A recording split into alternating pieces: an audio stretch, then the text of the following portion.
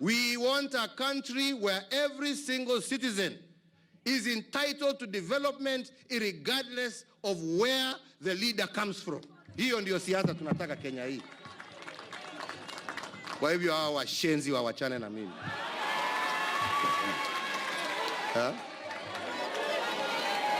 Na hivyo ndivyo itakuwa. Tunataka taifa ambalo Mugiriama, Mdigo, Mkikuyu, Mujaluo, Mukamba, Mukalenjin, Musomali atajisikia hii nchi ni yake. Hivyo ndivyo tunaelekea. Wale ambao hawataki kujua ya kwamba Kenya imebadilika, shauri yao wakae kando, tusonge mbele. Si ni hivyo wenzangu? Mimi nasema tusherekee Ukenya wetu.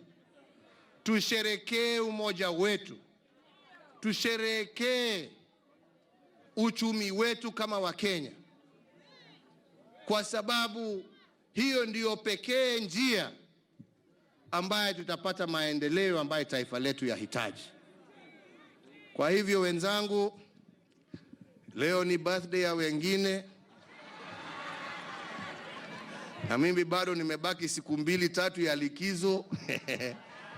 Sitaki niongee mengi. Yangu ni kusema Mungu awabariki. Mungu ailinde taifa letu la Kenya. Mungu aendelee kutupatanisha kama Wakenya. Aendelee kutupatia amani kama Wakenya, umoja kama Wakenya. Tusonge mbele na tuwe na utajiri ambao utalete manufaa kwa kila moja wetu pahali popote tulipo. Mungu awabariki na Mungu awalinde. Asanteni sana. That was the president today in Mombasa at Mamagina Drive. And at the beginning of that soundbite, he sounded quite upset. And with good reason. Still, barely hours later, Gatundu South legislator Moses Kuria fired back at the president. He still insists that the Mount Kenya region is not getting its fair share of development.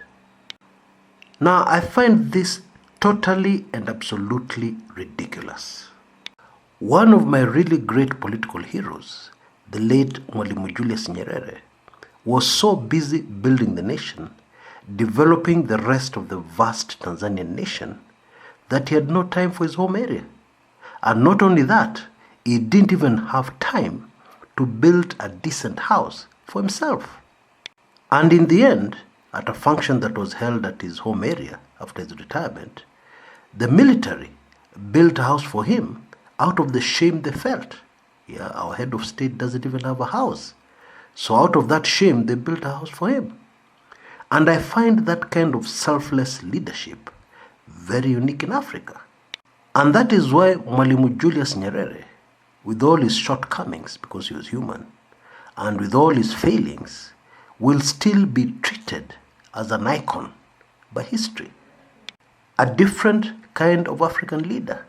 The kind of African leaders the continent badly needs. But here is a leader from the president's home area, Gatundu, who is talking like this. In my view, Moses Kuria is saying something that absolutely makes no sense to me. A president is like the father of a nation. And what Moses Kuria is suggesting here is for a father who comes home with a half a kilo of meat and he has about 10 children, and he comes home on the weekend, once a week, because he works in the city nearby or in the town nearby and can't get to the rural areas until after work on a weekend. Such a father coming in with a half a kilo of meat, and then the meat being distributed equally amongst his 10 children plus himself.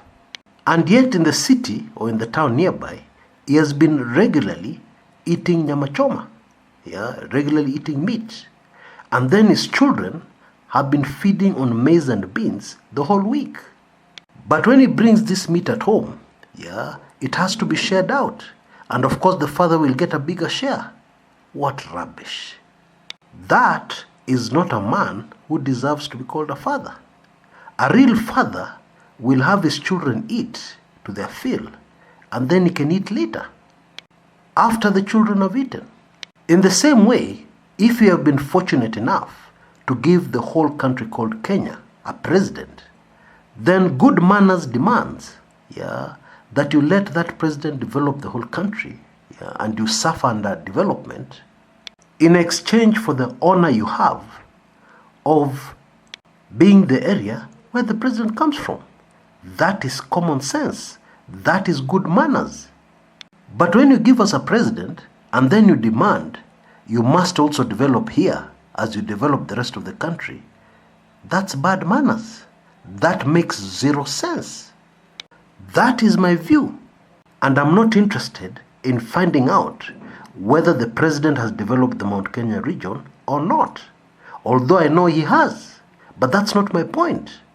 My point is, such criticism, such words should not come from somebody who calls himself a leader. Now, I don't hold any brief for a president. I'm not a supporter of our president. I don't belong to the Jubilee Party. I'm just talking like a human being. I'm talking like a Kenyan. When you see a small child in trouble, and you try and help out that child, you're not helping out that child because you're the father. It's just common sense. It is good manners. In the same way, when you see a leader making such utterances as what Moses Kuria is trying to say, it just makes me angry.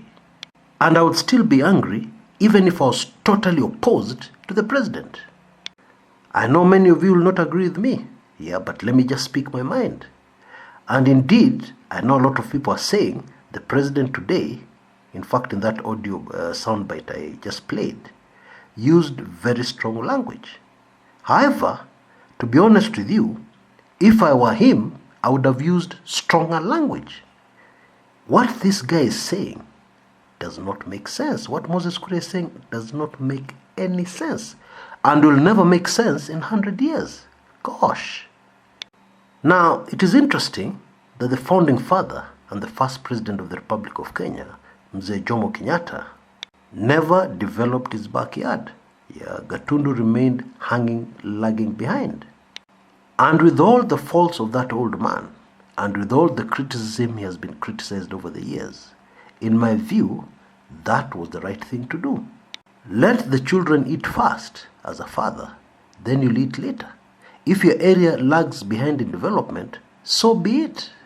And indeed, what should happen, if somebody knows what they're doing, is that the next president who takes over should start with that area where the former president came from, which usually lags behind because of a good leader, a leader who cares about the entire country and not just their home region.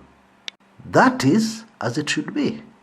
However, as you might have guessed, there's much more to these remarks by Moses Kuria than meets the eye.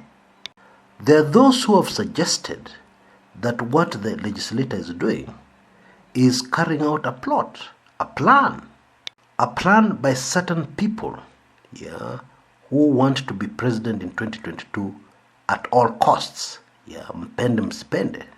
A plot by some certain people who have started 2022 campaigns very early to hit back at the handshake, to cause political murmurings, and discontent in the president's backyard. That's what some people are saying. Now, I have no way, or at least I have not yet verified how true this information is. However, one needs to ask themselves the question, what is the motive here? What is the end game here for this legislator and his other colleague? What precisely are they trying to achieve? Because Moses Kuria is a member of Jubilee, and I would imagine that within the Jubilee party, there are ways of reaching out to the party leader. In private, there are forums and meetings where you can bring this up and say, Mr. President, I think your development record, as far as the Mount Kenya region is concerned, is lagging behind. And then you get a response. But to come out in public, and criticize the President of the Republic of Kenya for not developing his own backyard, it is extremely difficult for anybody to believe that there's no hidden agenda. in such statements. Very difficult. It is very difficult, actually impossible, to believe that somebody has no other motive other than wanting development very suddenly for their own backyard, where the president comes from. That one I find very difficult to believe. It is easier to believe that there's a hidden motive. It is easier to believe that there's some agenda which is hidden. Now, what is even more worrying is that these particular criticisms, these manenos, are coming at the same time when allies of the deputy president are threatening to impeach the president. Again, if you are to be practical, looking at the numbers, that is a very long shot, very difficult, because the handshake still has the numbers. And even the people trying to push forward this agenda may not have as much support as they may think. Let me just leave it at that. And so again, one cannot help but think there's a hidden agenda. Yeah, you're shouting, you're saying we're going to impeach, we're going to impeach. But actually, there's another agenda behind it.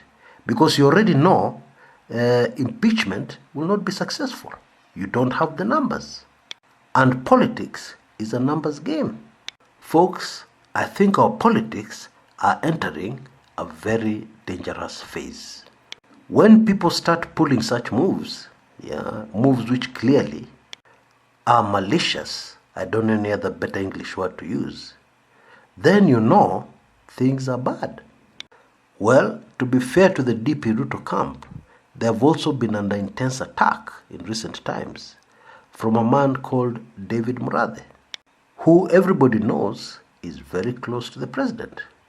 But Bwana Murathe has recently resigned from being deputy chair of the Jubilee Party, which in my opinion is a honorable thing considering the attacks he has been making against his own deputy president of the party and deputy president of the country. So at least the other side in this political contest should also do the things above board, or at least appear to be doing the things above board. But when they pull such moves and are proving to Kenyans that maybe the leadership of the country is not suitable to be with them or to be given to them, if these are the kind of tactics they're using. Now, obviously, we have a government in place, and obviously, state machinery will be used to fight back. That's politics.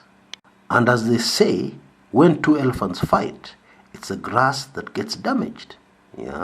Which means that the ordinary folks, you and me, and the vast majority of Kenyans, are the ones who are going to bear most of the brunt of this war. Political war, using very, very dirty tactics. Because in my view, as a leader, you should very carefully consider the consequences of what you're doing. Kenyans, ordinary Kenyans, are going through a lot of hardships just now. And it's very easy, by making statements like this, to incite ordinary folks into swallowing what you're trying to feed to them, which is just not right. Now, maybe I'm too conservative. Maybe I am being very unfair to the DP Ruto camp. Maybe that's what some of you are saying as you take in this video. However, I don't think so. Somebody who is called a leader has to behave in a certain way. Even if they say politics is dirty, they have to present and portray themselves in a certain way. And the way Honorable Moses Kuria has behaved, is not right. And I don't see any way which people can see that it is right, whatever side of the political divide you belong to. Until next time, this is Kshs, Kumekucha.